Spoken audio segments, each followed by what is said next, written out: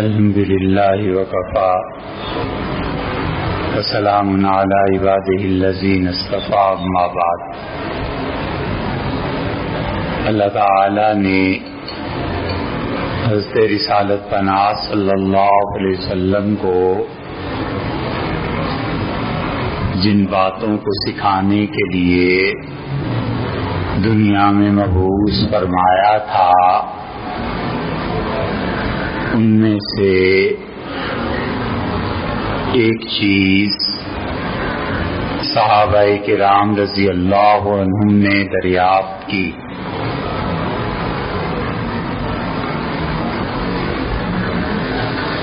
اور باتیں وہ بہت دریافت کرتے تھے اور پوچھتے رہتے تھے، اور ان میں سے ایک بات انہوں نے یہ دریافت کی کہ اللہ کے رسول دین کیا ہے؟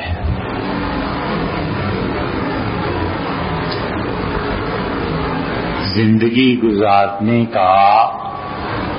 طریقہ کیا ہے؟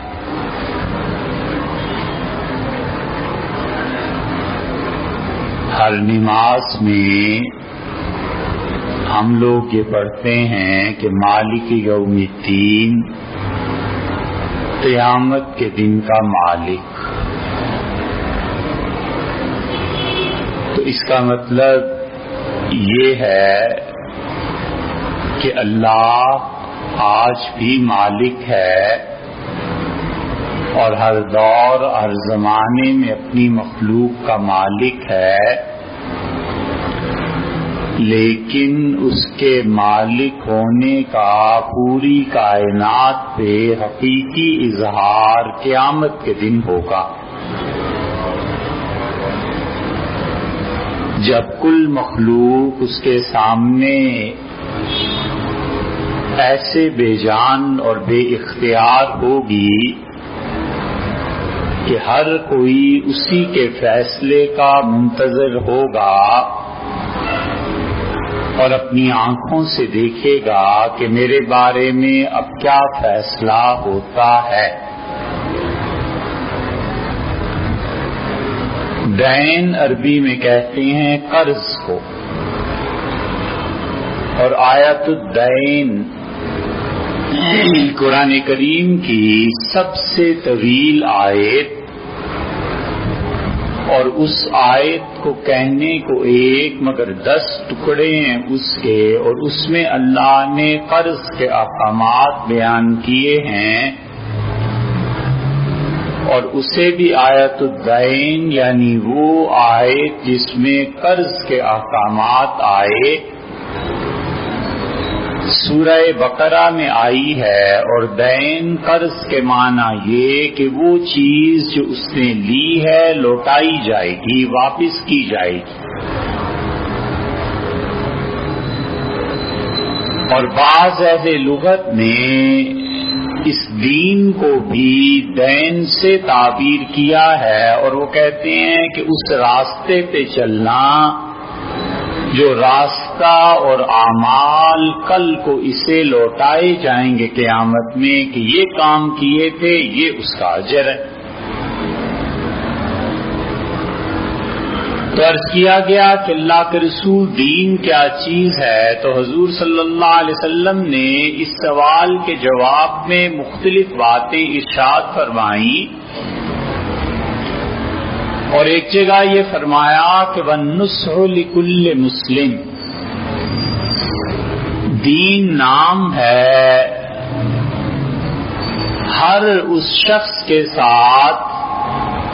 بھلائی اور نیک سلوک کرنے کا جو مسلمان ہے۔ اس کا مطلب یہ ہوا کہ دنیا میں جتنے بھی مسلمان پائے جاتے ہیں ہر ایک کے ساتھ انسان بھلائی کا رویہ اختیار کرے، اسلام کی بنیادی تعلیم یہ ہے۔ لیکن اس کا مطلب یہ نہیں ہے کہ وہ غیر مسلموں کے متعلق کوئی اور رویہ اختیار کرے، شریعت ان کے ساتھ بھی انسانیت کا سلوک کرنے کی تعلیم دیتی ہے، اور فرق وہاں پہنچ کے پڑتا ہے جہاں کسی آدمی کی دلی ہمدردیاں محبت کی حد تک غیر مسلموں سے پہنچ جائیں، شریعت اس سے روکتی ہے اور وہ کہتی ہے کہ تم غیر مسلموں سے ملو جلو، ان کی دعوت کرو، خود ان کے یہاں جاؤ، تجارت کرو، معاملات رکھو، لیکن کسی بھی عیسائی اور یہودی سے یا کسی مشرک سے اس حد تک تعلقات بڑھا لینا کہ اس کی محبت کی وجہ سے تمہارا دین خراب ہونے لگے، یہ منع کیا ہے۔ اس لیے کہ انسان جن کی محبت میں بستا ہے آہستہ آہستہ ان کے طریقوں کو پسند کرنے لگتا ہے، اور آہستہ آہستہ انسان ان لوگوں کی روش اختیار کر لیتا ہے۔ چنانچہ حضرت عبداللہ رضی اللہ عنہ حاضر ہوئے اور انہوں نے عرض کیا کہ اللہ کے رسول، میرے والد کی طبیعت بہت خراب ہے اور اگر آپ تشریف لے چلیں۔ حضور صلی اللہ علیہ وسلم نے اس کے والد کی جتنی بد کرداری تھی اس سے صرف نظر کرتے ہوئے تشریف لے گئے، اور حضرت عبداللہ رضی اللہ عنہ کے والد عبداللہ ابن ابی جو رئیس المنافقین کہلاتا تھا اس کی عیادت کی، اور آپ نے فرمایا میں تمہیں منع کرتا تھا نا کہ یہودیوں سے محبت نہ کرو، تو آج ہی کے لیے منع کرتا تھا۔ اور اسے یہودیوں سے اتنی محبت تھی کہ اس نے دل میں یہودیت کو قبول کر لیا اور بظاہر حضور صلی اللہ علیہ وسلم کے پیچھے نماز پڑھتا تھا، اور اللہ نے انہی لوگوں کے متعلق کہا کہ ان کا دین قابل قبول نہیں ہے۔ چنانچہ فرمایا میں تمہیں منع کرتا تھا۔ تو محبت غیر مسلم سے اس حد تک ہو جائے کہ آدمی اس دین کو قبول کرنے پہ آمادہ ہو جائے، اس سے منع فرمایا باقی تعلقات رکھو۔ اسی ارشاد فرمایا کہ وَالنُّصْحُ لِكُلِّ مُسْلِمٍ، اپنے مسلمان بھائیوں کے ساتھ آخری حد تک محبت کی حد تک مخلص رہو اور ان کے لیے خیر خواہی چاہتے رہو، یہ ہے اسلام۔ اس لیے آدمی زندگی میں یہ طے کر لے کہ میں تمام عمر سوائے نیکی اور اچھائی کے کچھ نہیں کروں گا، ہاں میرے مخالف ہوں یا موافق ہوں، ہاں میرے دوست ہوں یا دشمن ہوں،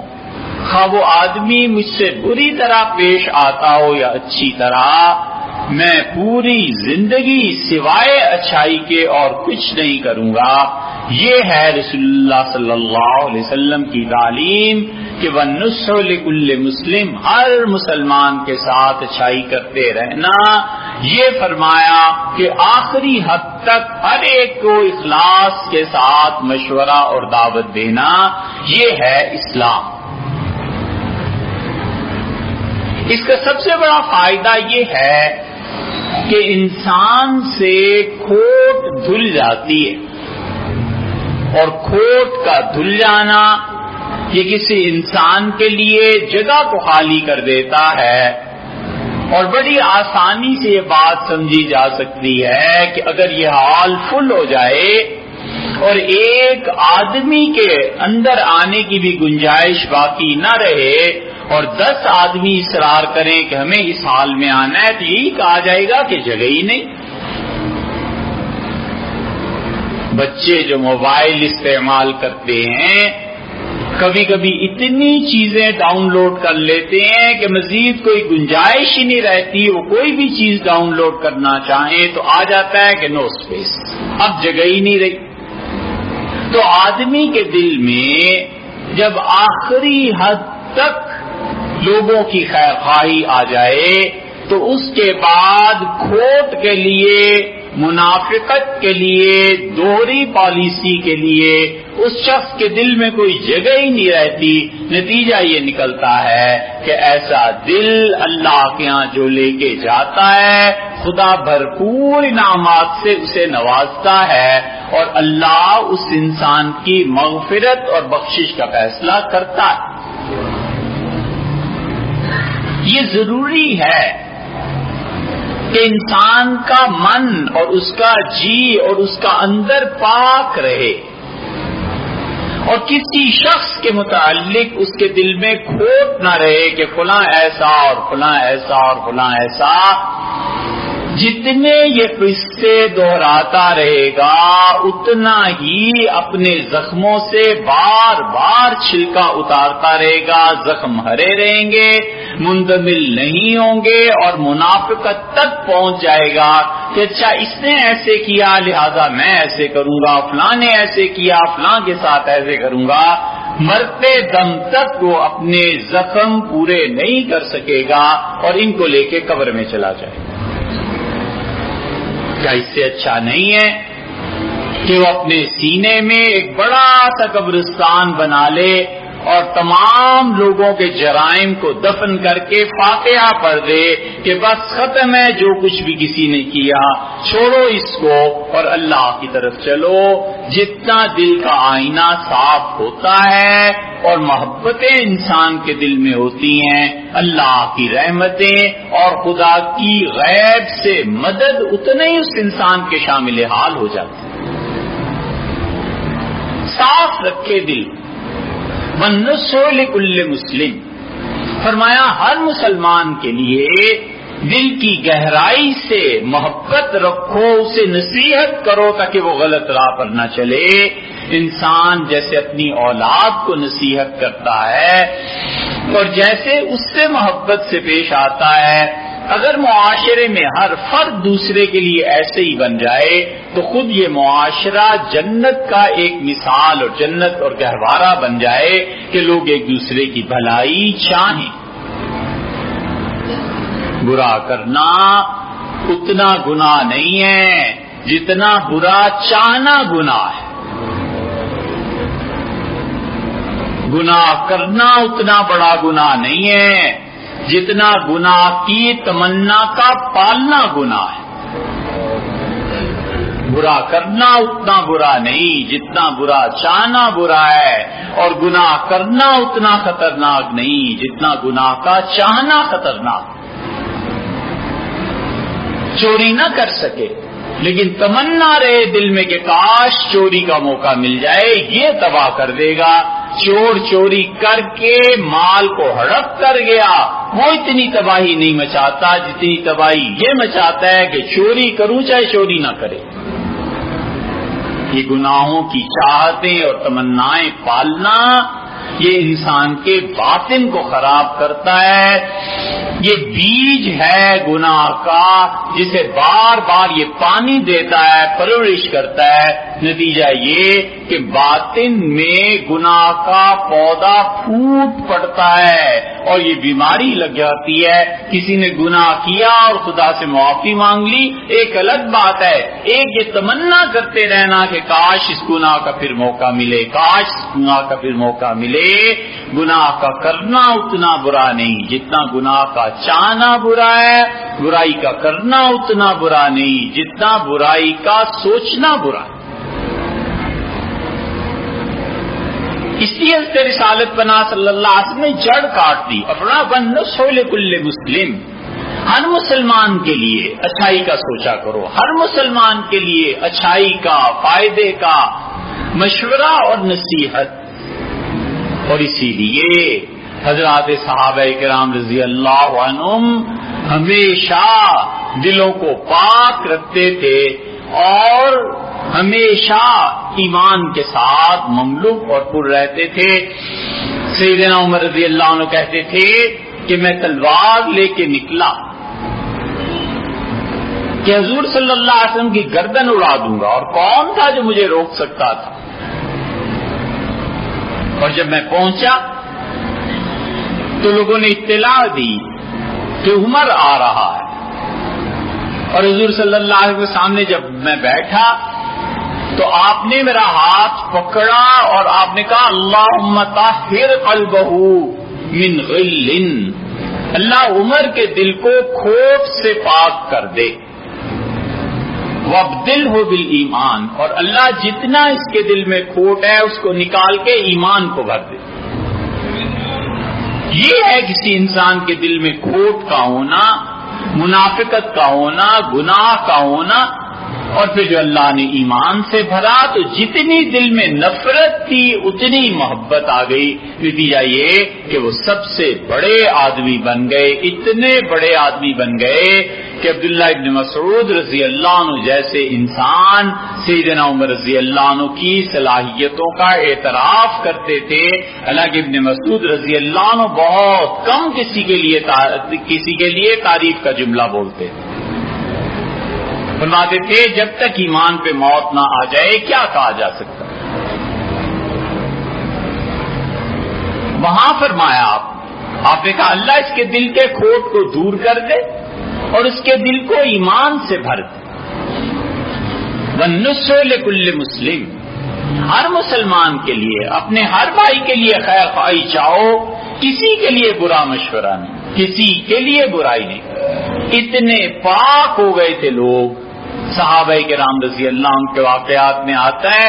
ایک صحابی رضی اللہ عنہ سے کسی نے مشورہ کیا، انہوں نے اسے مشورہ دے دیا تو وہ ہنس پڑا اور اسے کہا حضرت اگر میں یہ کام کر لوں تو اس میں آپ کا نقصان ہے۔ فرمایا میرا نقصان یقیناً ہے، میں جانتا ہوں، لیکن رسول اللہ صلی اللہ علیہ وسلم نے فرمایا تھا کہ مشورہ جب بھی دینا ہے ایمانداری سے دینا ہے، میں ان کی بات مان کے کر رہا ہوں اگرچہ میرا نقصان ہے۔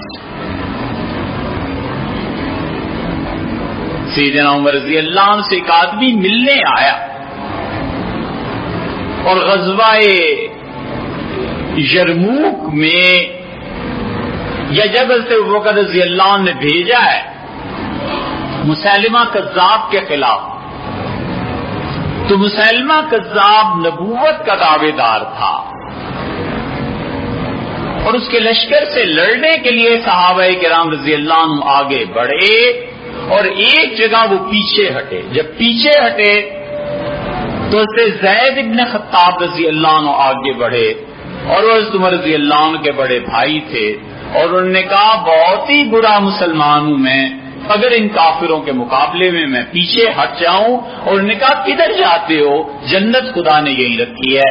اور لوگوں کو ساتھ ملایا اور آگے بڑھے، اور 5 آدمی عبداللہ ابن عمر رضی اللہ عنہ فرماتے تھے میرے دیکھتے ہی دیکھتے زمین پہ لٹا دیے کافروں نے،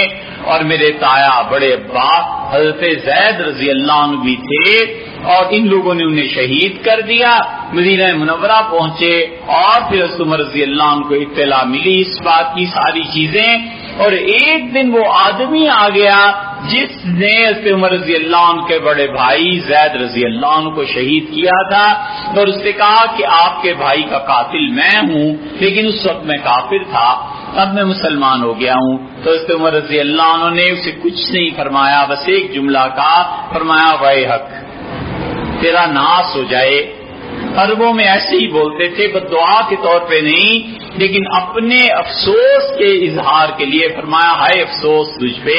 تو نے میرے ایسے بھائی کو شہید کر دیا، اب بھی صبح کی ہوا جب چلتی ہے تو مجھے بھائی کی خوشبو آتی۔ اتنی محبت تھی حضرت زید رضی اللہ عنہ سے، وفات سے پہلے بھی فرمایا کہ یمن کی ہوائیں جب آتی ہیں مجھے اپنے بھیا کی خوشبو آتی ہے۔ یہ سب چیزیں محبت کے ساتھ کیا ہیں؟ وَالنُّصْحُ لِكُلِّ مُسْلِمٍ، حضور صلی اللہ علیہ وسلم فرمایا ہر مسلمان کے ساتھ بھلائی کرو، ہر ایک کو اچھا مشورہ دو، کیونکہ انسان جب بھلائی کرے گا تو آہستہ آہستہ یہ بھلائیاں پھیلیں گی اور معاشرے میں ایک صحت مندانہ رجحان بھی ابھرے گا اور لوگ صحیح بھی ہو جائیں گے، لوگ صحیح کام کرنے لگیں گے۔ اللہ تعالی عمل کی توفیق بخشے۔